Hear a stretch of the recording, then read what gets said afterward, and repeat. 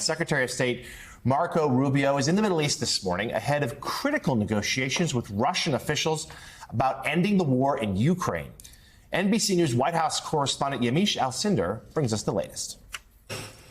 President Trump revealing that his team spoke with Russian President Vladimir Putin for hours ahead of high-stakes talks to end the war in Ukraine. I think he wants to end it, and they want to end it fast. Both of them. And Zelensky wants to end it, too. The president adding that Ukrainian President Volodymyr Zelensky will be involved in the negotiations. But Zelensky says he hasn't been invited to the first round of talks. Two U.S. officials telling NBC News the White House wants to host separate meetings before bringing Russia and Ukraine together. Zelensky sitting down with NBC's Kristen Welker. Can you accept any peace deal that is cut without Ukraine? No. And do you feel like you have a seat at the table right now? I not only count on it, I'm sure that we have to be there. On his first trip to Israel as Secretary of State, Marco Rubio saying the Ukraine talks set to take place in Saudi Arabia are a starting point. Vladimir Putin expressed his interest in peace, and the president expressed his desire to see an end to this conflict in a way that was enduring and that protected Ukrainian sovereignty. The secretary is expected to attend, in addition to the president's Middle East envoy, Steve Witkoff, who has been speaking with Putin after helping to broker the Gaza ceasefire deal. White House National Security Advisor Mike Waltz will also attend. He has laid out 4 priorities driving the negotiations: a permanent end to the war, a diplomatic end to the war, economic integration, and changes to U.S. aid for Ukraine. And in terms of long-term military security guarantees, those have to be European-led. Questions remain about whether Ukraine will be expected to give up some of its territory seized by Russia. Maybe Russia will give up a lot. Maybe they won't. That was NBC's Yamiche Alcindor with that report. And just moments ago, we learned that Ukrainian President Zelensky will, in fact, be in Saudi Arabia on Wednesday. Now, he says Ukraine is not participating in talks between the U.S. and Russia.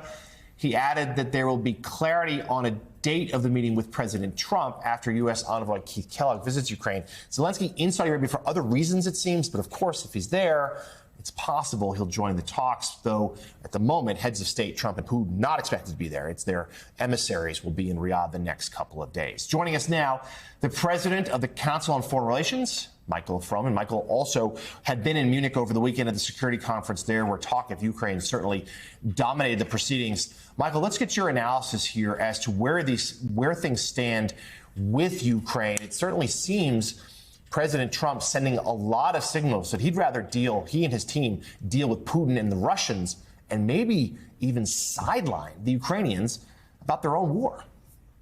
Well, this was not a great week if you're a European, I would say. Earlier in the week, Secretary of Defense Hegseth basically made it clear that U.S. security interests lay more in the Indo-Pacific than in Europe, and that Europe was going to have to step up and take care of its own security much more than it has in the past. And then, of course, the announcement of the talks in Saudi Arabia, where Europe is being excluded.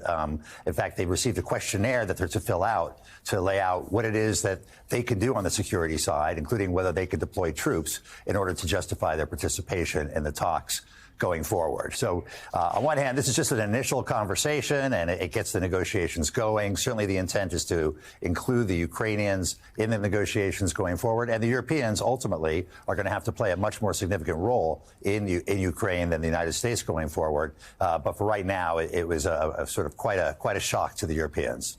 Mike, I can see why it was a shock, but in a way the signals were there, right? Everybody knew that Trump had this predisposition towards Europe. He doesn't have much time for them. He sees them as freeloaders. I guess the question is, how constructive are the talks now taking place in Europe in light of what Vance said to the Europeans in Munich about what they can do about Ukraine? I mean, how much can they step up arms production commitments, deployments themselves? How much of a security force could they give to the Ukrainians? Or is the feeling in Europe that, you know what, if we don't have the Americans, we really don't have much ourselves? Well, the Europeans are feeling pretty schizophrenic about it. On one hand, this could be their moment. All these things, as you said, Katty, these issues have been on the table for a long time, and Europe has been encouraged for a long time to get its act together, build a stronger defense industrial base, be able to be more effective on the battlefield, and this could be the opportunity for them to step up. The problem is it's happening at a time when European leadership is not particularly strong. President Macron is basically a lame duck, and in Germany, there's an election this week, and the expectations are that the coalition may well be a pretty weak coalition. And so there aren't a lot of leaders in Europe who can take the necessary steps for them to finally address the longstanding issues that have stood in the way of them being able to be more effective. Once again, I think the profile that Zelensky cuts here is a really fascinating one, both in the way that he talked to our own Kristen Welker, but then also the ways that he's trying to basically get Europe back in this fight, saying at one point in that interview that Russia will, in his words, 100% occupy Europe if he's allowed to continue having moved forward with what he's done in Ukraine. But are those warnings falling on deaf ears when they're also heard by the Americans, including President Trump? Well, I think Zelensky's been very effective in articulating the narrative and, frankly, pretty pragmatic. I mean, the Ukrainians, for quite a while, have realized that they're going to have to give up territory, maybe not in a permanent way, but reach an armistice based on the territorial gains that the Russians have made. The question really comes down to what are the security guarantees that they will get going forward. They don't want Russia to just come in a third time as the U.S. and Europe turn their attention elsewhere and do more damage to Ukraine. And so their demand has been for NATO membership. There are a lot of members of NATO who would like to include them. The U.S. and Germany, and there are a few others, are not among those. And so the Europeans are working to get the Ukraine into the EU, which is sort of a step towards ensuring there is European security guarantees. We're going to have to come up with something creative. If Ukraine can't be in NATO, then maybe parts of NATO can be in Ukraine, where European troops are either on the ground or closely nearby, and there's some real security guarantees better than the ones that they've had before. Michael, Elise Jordan here. At the same time the Munich conference was happening and Ukraine dominated that discussion, I was in Dubai at the World Governance Summit, and the only thing that everyone was talking about was artificial intelligence and how governments are going to use artificial intelligence to modernize, to get forward. And there's a sense that the Europeans are really behind the curve because they are so restricted. What was the conversation at Munich like when it comes to how artificial intelligence is going to shape the next century going forward? It was interesting. Last year, the conversation about artificial intelligence was really about the risks associated with it, the issues of trust and safety, the concern about artificial intelligence being used to manipulate all those elections in 2024. This year, it was much more about the opportunity that AI presents. And you're absolutely right. The Europeans are far behind. You know, the U.S. innovates and Europe regulates. And as a result, they don't have many companies who are at the cutting edge of artificial intelligence innovation.